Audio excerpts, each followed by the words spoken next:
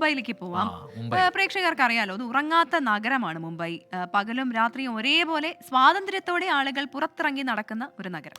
അപ്പോൾ മുംബൈയിലെ bus stand, അവിടുത്തെ കാഴ്ചകൾ, അത്തരം കാഴ്ചകളിലേക്കാണ് നമ്മൾ ഇറങ്ങിച്ചെല്ലുന്നത്. അപ്പോൾ അങ്ങനെ വെറൈറ്റി കാഴ്ചകളുമായിട്ട് ശ്രീനാഥ് ചന്ദ്രനാണ് അവിടെ നിന്നും ചേരുന്നത്. ശ്രീനാഥ് ചന്ദ്രൻ തയ്യാറാക്കിയ റിപ്പോർട്ടിലേക്കാണ്. എന്താണ് രാത്രി കാലത്തെ അവിടെ മുംബൈ സ്റ്റാൻഡിലെ ബസ് സ്റ്റാൻഡിലേക്ക് അവസ്ഥ നോക്കാം.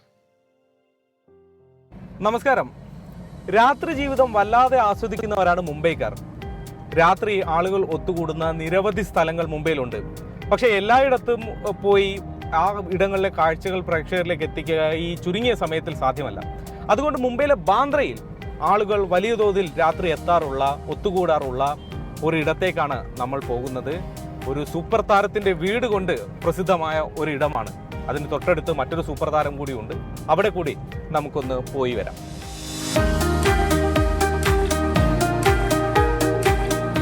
ഇതാണ് ഞാൻ പറഞ്ഞ ആ സൂപ്പർ താരത്തിൻ്റെ വീട്. ഈ പേര് കേട്ടാൽ പോലും ഇന്ത്യയിലെ ഒരുവിധം താര ആരാധകർക്കൊക്കെ മനസ്സിലാകും. മന്നത്താണ്. മന്നത്തിന് മുന്നിൽ ഇതുപോലെ ആരാധകരൊക്കെ നിന്നിങ്ങനെ ഫോട്ടോ എടുക്കുകയാണ്. അവരോടൊന്ന് ചോദിക്കാം, എവിടെ നിന്നാണ്, കഹാ സേ ആപ്?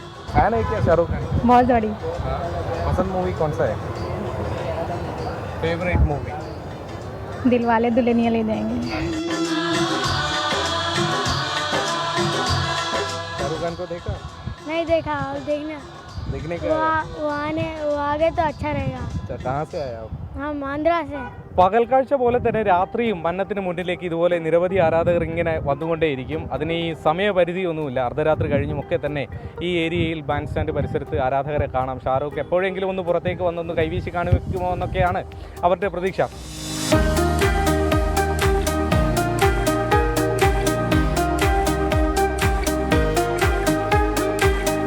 ബാൻഡ് സ്റ്റാൻഡിലേക്ക് എത്തുന്നവർക്ക് രണ്ട് കാഴ്ചകളാണ് ഇവിടെ ഉള്ളത്. അതിലൊന്ന് ഞാനിപ്പോൾ ആദ്യം കാണിച്ച ഷാറൂഖ് ഖാൻ്റെ വീടായ മന്നത്ത്. അതിനൊപ്പം തന്നെ ഇവിടെ കടൽ കാഴ്ചകൾ കാണാൻ കഴിയും. കടലിന് അഭിമുഖമായാണ് ഷാറൂഖ് ഖാൻ്റെ വീടും ഉള്ളത്. ഏതായാലും കടൽ കാഴ്ചകൾ കണ്ട് നിരവധി ആളുകൾ ഇങ്ങനെ ഇരിക്കുന്നു.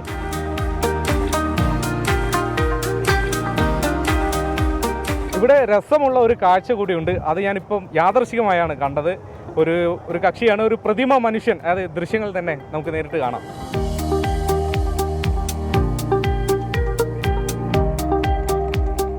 ഏതായാലും ഇതൊക്കെയാണ് മുംബൈയിലെ രാത്രി കാഴ്ചകളുടെ ഒരു ഭാഗം. വരുൺ വി നായർക്കൊപ്പം ശ്രീനാഥ് ചന്ദ്രൻ, 24.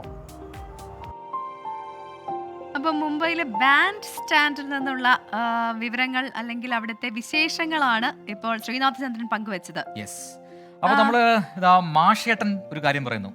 ഓ, നമ്മൾ നാട്ടുകാരുമായിട്ടുള്ള പ്രേക്ഷകരെ ഒന്നും ഇപ്പൊ നിങ്ങൾക്ക് വേണ്ട അല്ലേ, സങ്കടം ഉണ്ട് കേട്ടോ എന്ന് മാഷേട്ടൻ പറഞ്ഞു. മാഷേട്ടാ അങ്ങനെ പറയരുതേ. അപ്പൊ വിളിക്കുമ്പോൾ ആരെയാണോ ആദ്യം കിട്ടുന്നത് അവരെയാണല്ലോ നമ്മൾ എടുക്കുക.